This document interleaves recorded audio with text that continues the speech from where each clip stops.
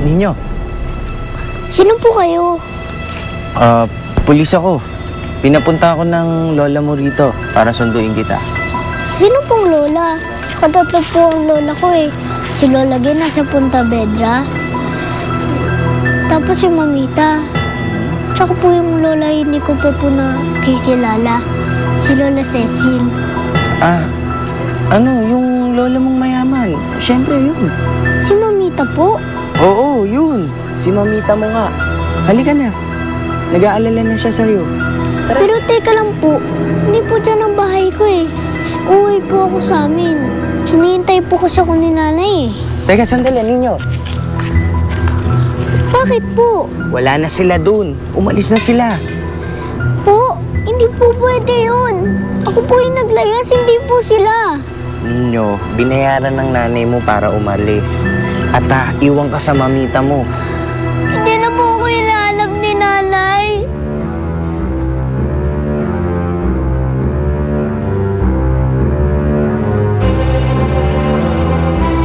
Teka, sandali. Bakit?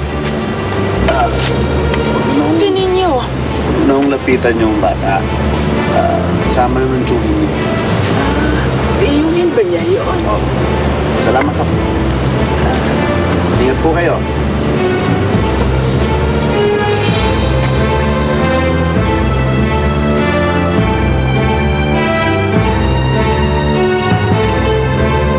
Hindi ka na, Ninyo. Sigurado gutom ka na. Isa tayo.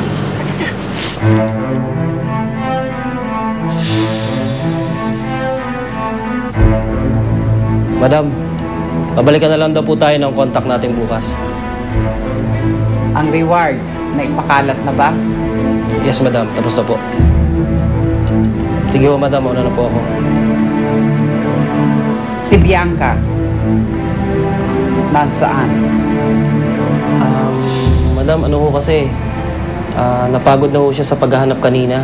Kaya nauna na po siyang umuwi. Dapat nandito siya sa asawa niya. Ma'am, mauna na po ako.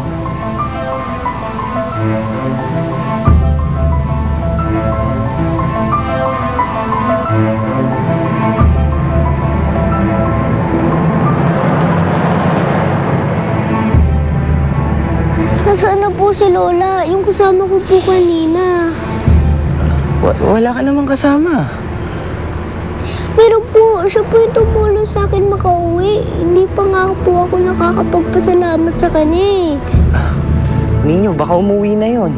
Halika na. Ayaw mo ba makita ang tatay mo? Gusto po, kaso tulog naman po siya. Malay mo, magising na yung tatay mo. Kumain muna tayo. Sigurado, gutom ka na. Okay, nagbigay ng pangkain ng lola mo.